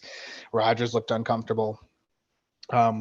Once Rodgers started getting more folks involved, it kind of looked a little different. Balancing, I think once he found his tempo. Yeah. And I said that was going to be kind of his key in my preview for this game, was that he's going to have to use the tempo. And once he found it, they got their lone touchdown, and they started to move up the field a little more. But lots to improve on, really. Anything else you need to add from this game? I feel like it's pretty open and shut, in my opinion. Vikings look good. The Packers did not. It's week 1. Yeah, unfortunate drops from the rookies. And I'm sorry, I can't help but think you said cheeseheads. All I can think of is that commercial, Rodgers. But so I just had to say that. But yeah, no, open and shut. Vikings still looking good. They have all the same pieces. Irv Smith, hopefully he starts getting more involved. I don't know if that was starting to build him back up slowly just because of the injury, but yeah, hopefully they start getting on the Green Bay side, spreading the ball around and not just relying on the running backs who are their biggest weapons besides Tunyon, but they got to figure that out. That's a huge problem. Right. 100%. Also, a hot take before we move on to the next game. Justin Jefferson will have a better year this year than Cooper Kupp did last year. I almost put that. Did I? I hope I didn't. No, I almost put that as one of my 4 downs. Okay, good. Well, it's gonna be because I almost did too, and he's gonna, if he can put up 9 for 184. Granted, defense will figure it out, but that's a stat line. Yeah. Like, as a receiver, 984, 184, 312. That's a 40 point, and in standard PPR, that's 40 points fantasy. I have 35 on half point PPR, so yeah, it must be. Let me see. Yeah, if it's half point, add 39.4. Yeah. Yeah, that is a boss line. So yeah, whoever drafted Justin Jefferson, good for you. And if somebody drafted Cooper Kupp in front of Justin Jefferson and you ended up with Justin Jefferson, you should be very happy. Yeah. Not to say you shouldn't be happy with Cooper Kupp. Last game that we got to talk about, Monday Night Football. The surprising finish to Russell Wilson's return to the Seahawks. For Seattle, I'll start on the Seattle side of the ball. Geno Russell Wilson Smith looked very, very immaculate. 23 for 28, 195 yards, 2 touchdowns. Again, kind of like that standard, really good efficiency. Like you saw Daniel Jones, 17 for 21, 2 touchdowns. Geno Smith is 23 for 28, 2 touchdowns. Kirk Cousins, 23 for 32, 2 touchdowns. I think DJ had an interception, but all of them did very well, and their teams won. So right. we can't really complain about. Rashad Penny, 60 yards rushing, had a couple of catches out of the backfield. That's going to get mixed up with the return of Kenny Walker, who's coming back, I believe, this week. Other than that, Metcalf had some targets, 7 catches for 43 yards. Tyler Lockett, 3 catches for 28 yards. And then Parkinson and Will Dissly had a touchdown each. Parkinson, I think, only had 1 catch, and then Dissly had 3, I want to say. 3 for Dissly, 2 for Parkinson. 2 for Parkinson. So spread the ball a little bit. On the other side for Denver, Russell Wilson, 29 for 42, 340 yards, 1 touchdown. A lot of that went to Jerry Jeudy, 4 catches, 102 yards, 1 touchdown. So Jerry Jeudy was, if you bought low on him, like it was very suggested come July, it paid off for you and probably will going forward. Mm-hmm.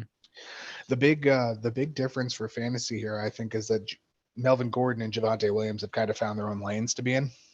It seems like Melvin Gordon, 58 yards rushing, had 2 catches for 14 yards, which is fine. Javonte Williams had 43 yards rushing, but also had 11 catches for 65 yards. And so it seems like they've kind of split these two a little bit and kind of given them their own, their own way to score and be effective for the offense. I don't know if that's you know, something Russell did, or if that's just the way the game plan worked out, or if that was Right. Hackett, or something made sense to them. Unfortunately, it all comes down to what calls you make in the crunch time, and they did not make, in my opinion, they didn't make the right call, and they should have had Russell try and take another stab out there and not kick that field goal attempt. But results-based game, and you live and you learn. And even Hackett, I think like an hour after the game, was like, yeah, that was definitely not the right call. Here's what it is. You live and you Hackett learn. couldn't hack it. That's right. Bad pun. Take that one back. Denver had 180 more total yards, controlled time of play. I mean, and they still lost. So Yeah. Making the wrong call can ruin everything you have going for you. And all in all, Seattle proved they can compete without Wilson. So I have really nothing more to add to this game. I would just add that Denver flubbed a lot of opportunities. They fumbled at least 2 in the red, like within 2 yards of the end zone, both Williams and Melvin. Yep. That's true. I didn't add that. Yep, you're right. So that was unfortunate for them and unlucky. I'm sure that's something they'll work on, and I don't see Denver A, scoring this little amount of points, and B, having this much trouble moving forward. I mean, I could be wrong, but they on paper are a very good offense, and this was surprising to see. Agreed. Also, going forward for Seattle, maybe wise to dim their hopes of holding an offense like this in check, as Jamal Adams he needs some help with, I believe it's a torn quad. Yeah, I don't recall. Something that, and I quote from Pete Carroll, needs a lot of work. So something on the leg, and it's I believe season ending. That's what I was reading. Like. Yeah. So that is all for the how do we call them, pedestrian games? I mean, they all matter right now. To each one, we're learning a lot. But now we are going to move into the results of our host v host, which, if you paid attention to the Saturday episode and you watched, first off, we thank you. Second off, please give a like and subscribe if you haven't. And third off, this is our one-on-one between me and Taylor for the season. And this was our first week, obviously, because we don't count the preseason and it's week 1. So that's how math works. We'll start off with Chiefs and the Cardinals. So to go over to our results, let me pull my special book. Man, I could not have been more wrong. Oh, yeah. I'm going to enjoy this part of the show. I just want to let you guys know. Spoiler alert, if you didn't watch Saturday's show, I win and Taylor doesn't a lot. So let me get this ready. So Kansas City versus Arizona. Taylor gave Arizona the win with a prediction of 28-24. I gave Kansas City the win with a score of 36-30. I will take the 3 points for that. Nobody gets any points for the score. Sticking on this game, though, real quick, it was very early on Kansas City. It was Patrick Mahomes mixing it up with a lot of different names. You knew Travis Kelce was going to be the big dog. Gets the first touchdown of the game. And then you're like, okay, here they come on their second drive. We're 7 or 8 minutes into the game. He's on drive number 2, marching it up the field. And who's it going to be?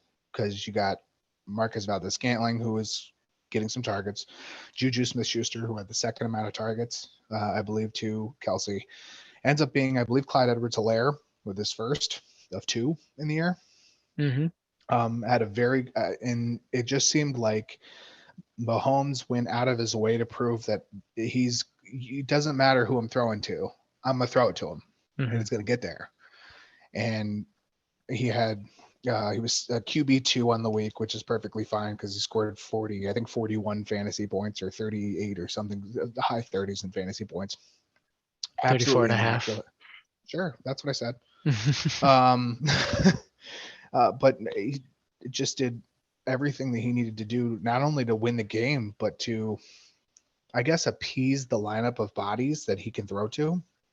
Everybody got targets. A lot of people got touchdowns. 5. He threw 5 of them on 360 yards. Sure. 360 yards.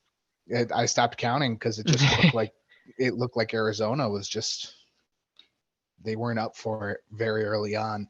And we'll give some credit to Arizona. They don't have all their pieces. They don't. They're missing DeAndre Hopkins until week 7. You lose Rondale Moore to an injury.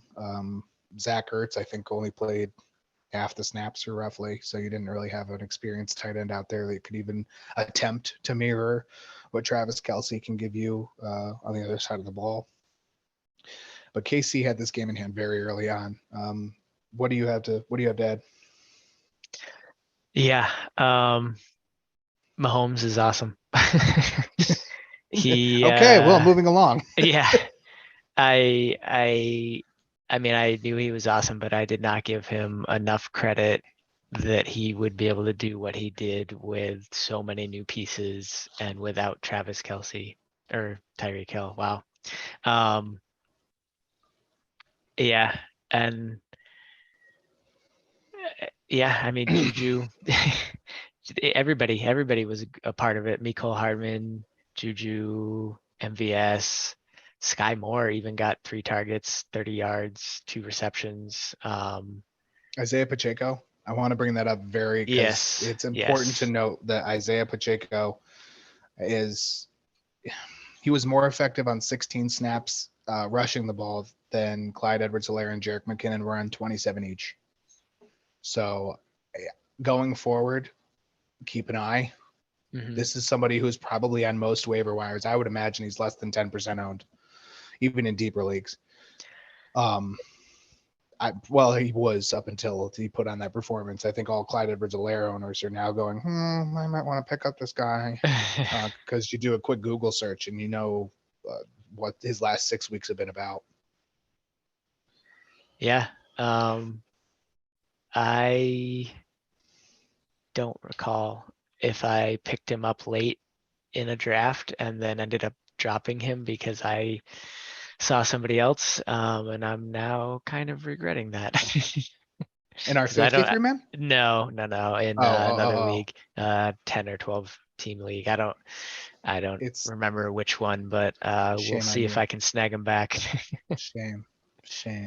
I just didn't think week 1 he would have this much, and I thought I'd have time to get him back. 61 yards and a touchdown, I believe. Now, granted, again, I think the game was very solidified at that point when he really started to pick up some carries. Obviously, he was clearly outsnapped by Clyde Edwards-Helaire and Jerick McKinnon.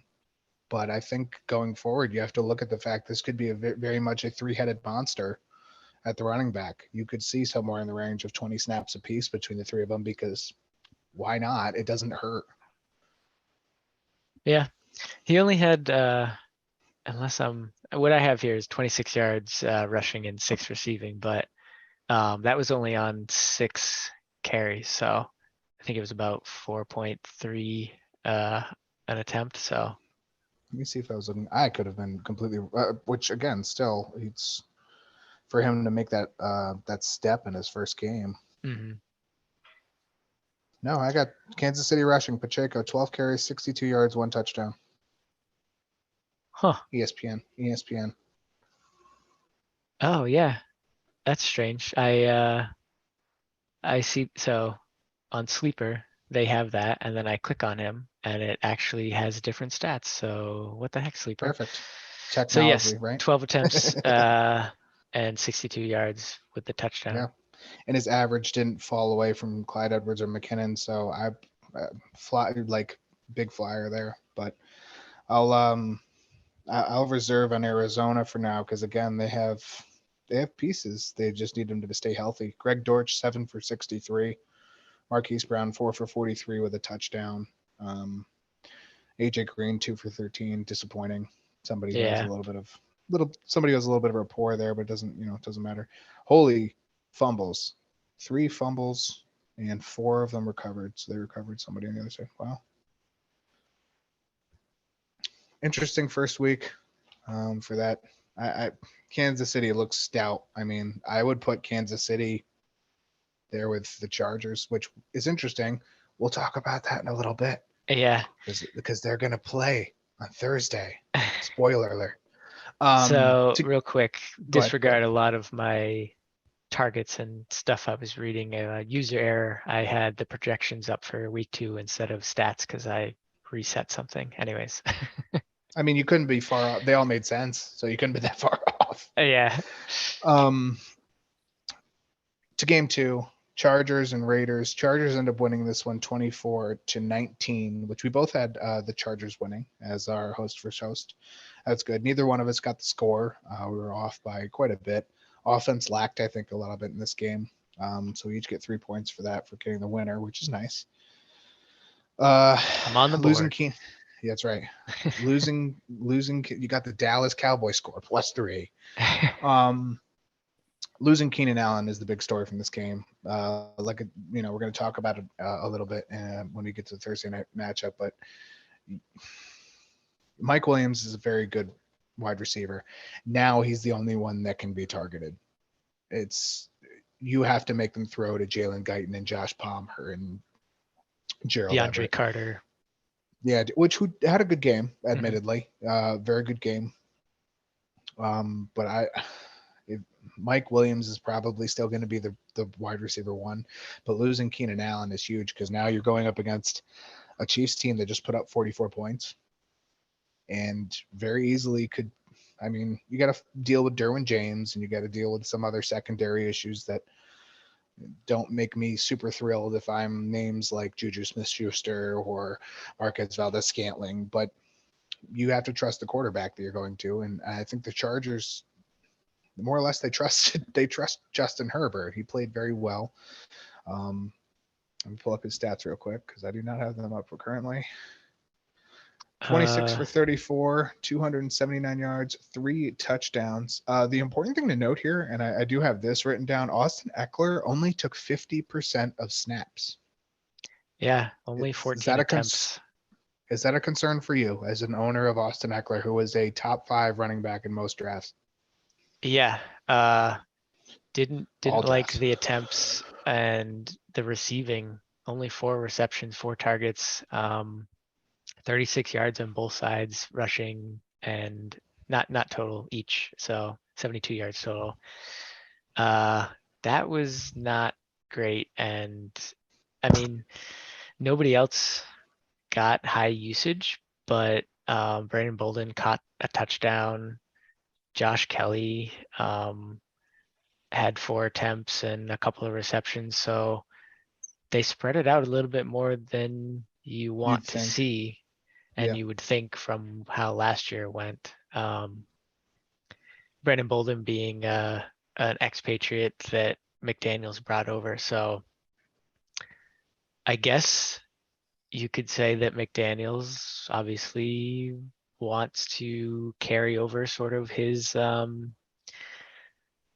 platoon running back setup that he has gone with in New England, which is unfortunate if you did draft Eckler. I do want to point out, and that they spread it out a lot, and that's going to shore itself up, I feel, over time. Week 1, it seems like you're seeing this across the board. A lot of bodies in a lot of places, a lot of receiving cores that there's 1, 2, 3, 4, I think there's 12 different receivers caught a pass in this game for the Chargers. Wait, did I just say McDaniels? He's with the Raiders. I totally fucked that up. It's all right. I knew what you meant about, but the other thing that's interesting, this defense for the Chargers is a who's who. Derwin James, Khalil Mack, Drew Tranquill, Kenneth Murray, Bryce Callahan, Nasir Adderley, Asante Samuel, Joey Bosa, Kyle Van Noy. This team could shut someone down. Like, they're all on top of their game. I did not realize how many names were actually in Los Angeles. I now understand why a lot of people were really favoring them for a Super Bowl. That's a team. Yeah. That is a team. Oh, but yeah, on the other side for the Raiders, as most probably figured out, it was Devontae Adams, 17 targets, 10 catches, 141 yards, got a touchdown. Darren Waller, 6 targets, 4 catches, 79 yards. His longest was 31 yards. Bolden, like you were talking about, right team or wrong team, right player, right coach. Yep.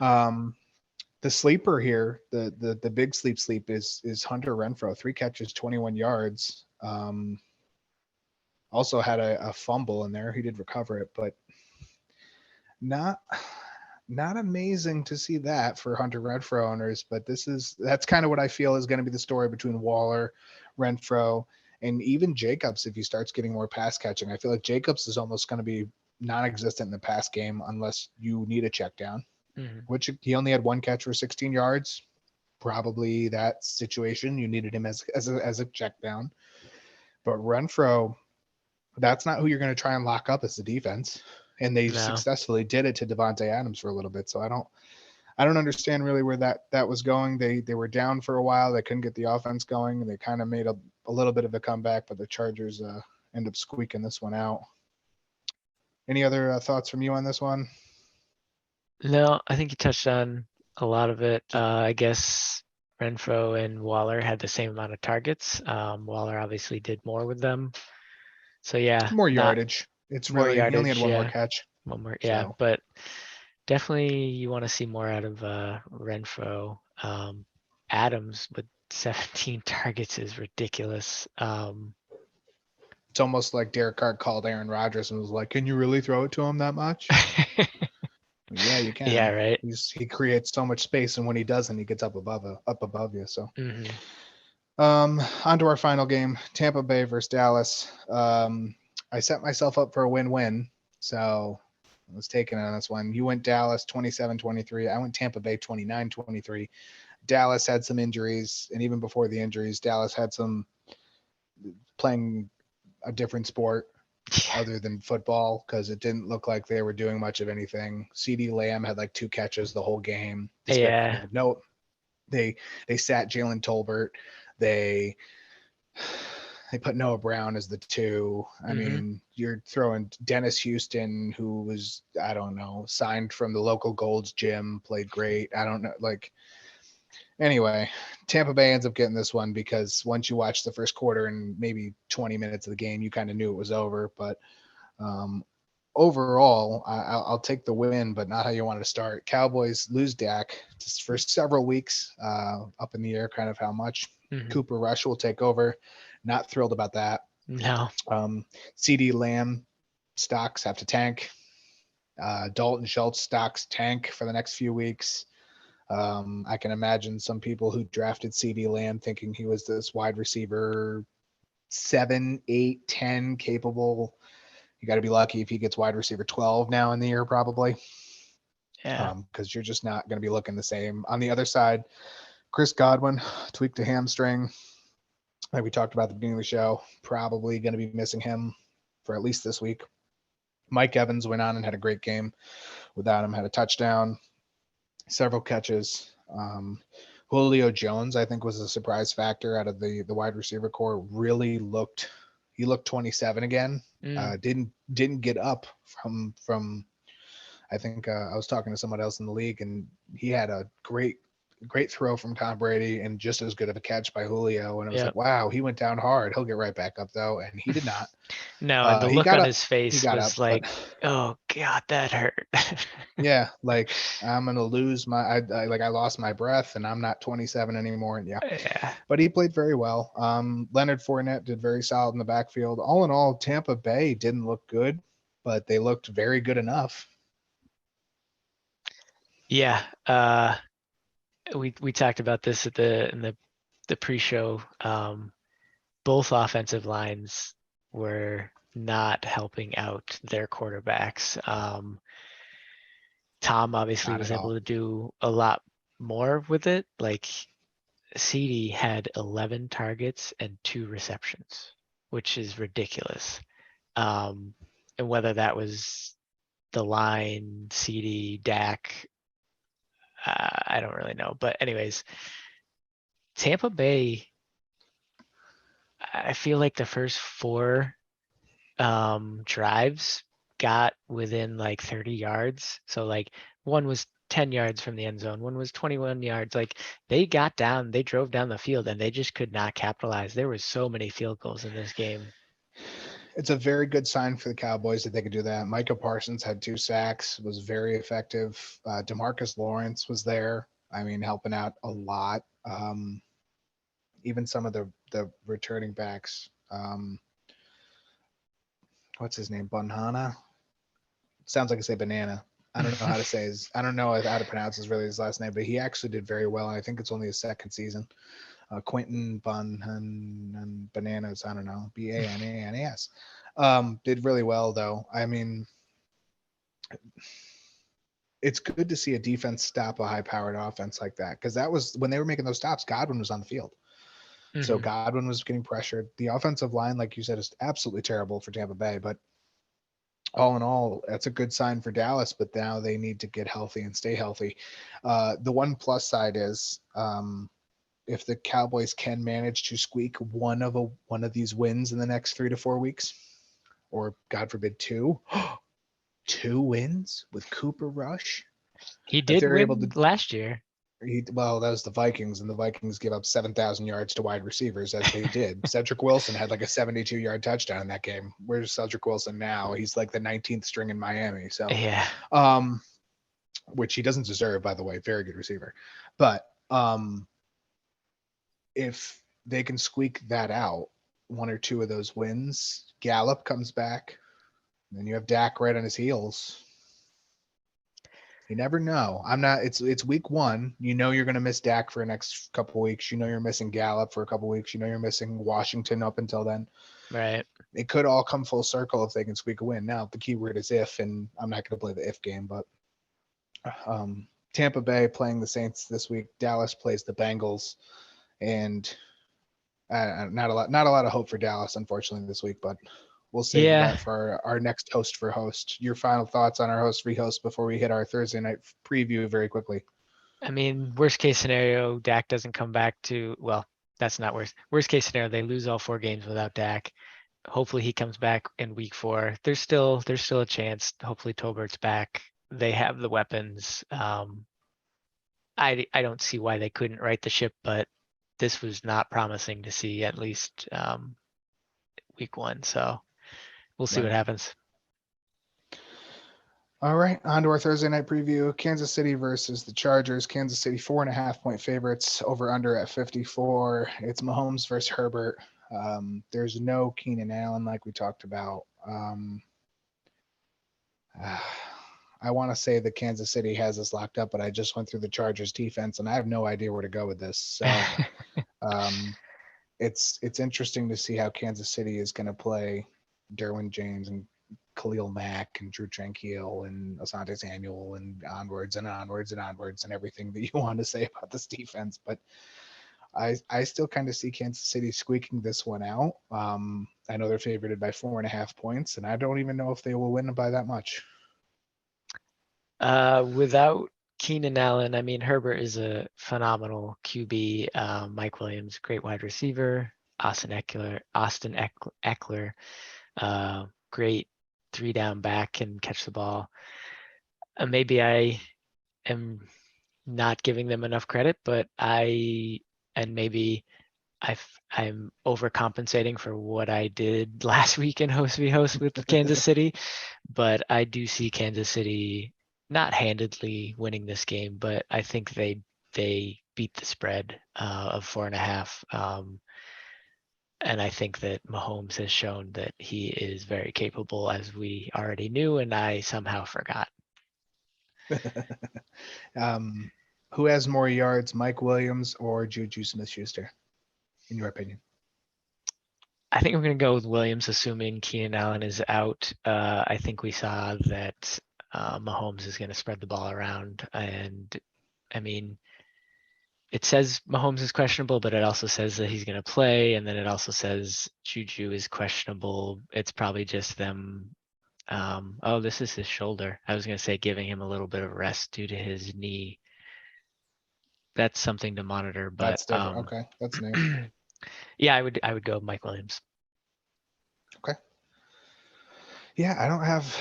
This is kind of one of those games where I feel like it's going to go, and I'm not going to really.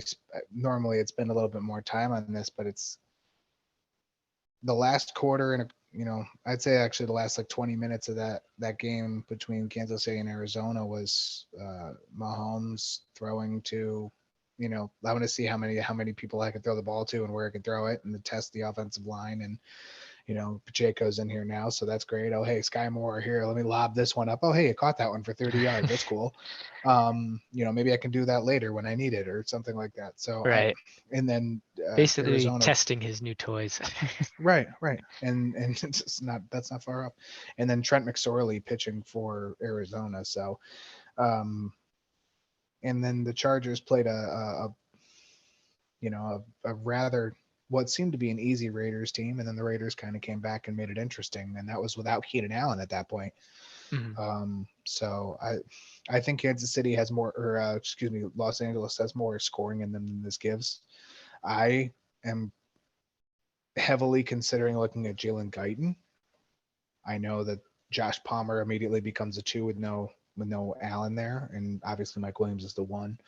But we saw how much LA just spread the ball.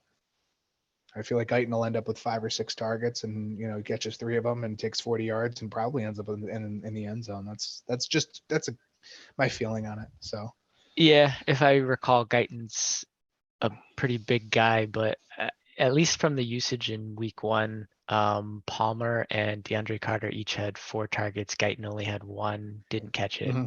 Carter is actually better one than Guyton. I'm glad you said that. Yeah, and I mean Carter had the touchdown and 64 yards, so it seems like Palmer, from everything we heard, is probably the guy that's going to fill in, but Carter had a very good game, so I don't know how definitive that is. 2 high-powered offenses, Right. going to be a good game. I think that Los Angeles Chargers will be fine. They're going to make this hopefully a closer game than I might have it, but yeah, I don't know. You want me to just go into my score? What do you got? I wasn't even going to do scores. Go ahead. Oh, all right. I got 31 Chiefs, Chargers 24. Okay. Off the top of my head. So you're going the over on that by a point. I'm going to go under. I'm going to say 29-24. Okay. Yeah. Chiefs? Yeah, I'll still pick Chiefs. I mean, that's still covering the spread, which you bring up some valid points, but we'll see what happens. Yeah. On to our game of 4 downs. We only got about 5 minutes left. I'm going to run through mine real quick. I'll give you my 4 downs. If you didn't watch last Tuesday's show, I'm going to give 4 statements. Taylor is going to rank them from most likely to least likely, and then he is going to return fire. So my 4 downs. Down number 1. Joe Flacco throws 3 touchdowns against the Browns this week. Down number 2. The Giants are undefeated after week 4. Their next 3 opponents are the Panthers, Cowboys, and Bears. Down number 3. A.J. Brown will have more receiving yards than Justin Jefferson when the Eagles play the Vikings on Monday. That is this week. We'll talk about that on Saturday. And down number 4, Justin Herbert will have more passing yards and touchdowns than Patrick Mahomes Thursday. Oh. Okay. Can you read off the opponents again for the Giants? The next 4? Yeah. Panthers, Cowboys, and Bears. Okay. Just taking notes here. Flacco 3 touchdowns against the Browns. That's interesting. Wow.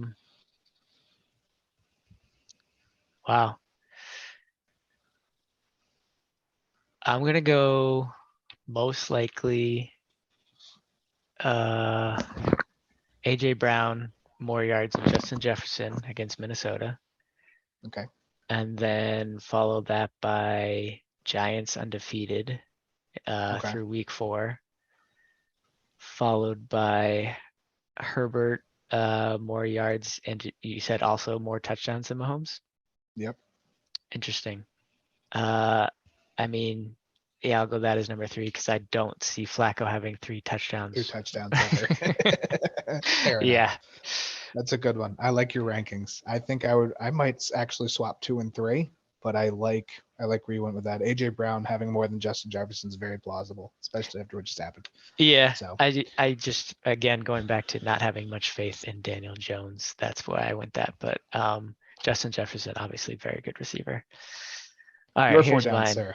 Yep. Carson Wentz finishes a top 8 fantasy QB end of year. Okay. Saquon Barkley finishes ahead of JT end of the year. And this is all fantasy. Yep. Jerry Jeudy finishes ahead of Sutton at the end of the year. And New England Patriots do not make the playoffs. Okay, so New England not making the playoffs is the most likely. Sorry. Nope, that's probably That's probably true. I know. I'm sorry. Miami and Buffalo are there with you, so you're going to probably be the odd egg out. I'm going to say Judy over Sutton is 2.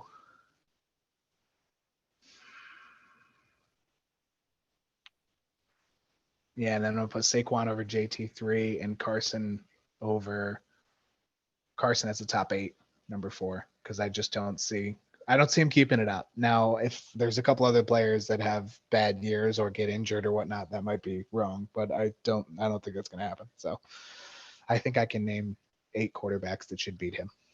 So yeah. Those are my 4 downs. Real quick on the waiver edition, couple of waiver pickups for you. Mine are Curtis Samuel, Isaiah Pacheco if you need him. We're going to have to pick up on this probably on Saturday or Friday, one of the days. Couple others for you.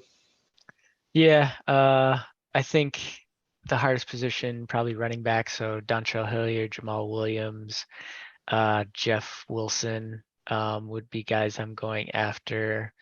Tight ends are kind of a crapshoot, but maybe Hayden Hurst or Gerald Everett. Wide receivers.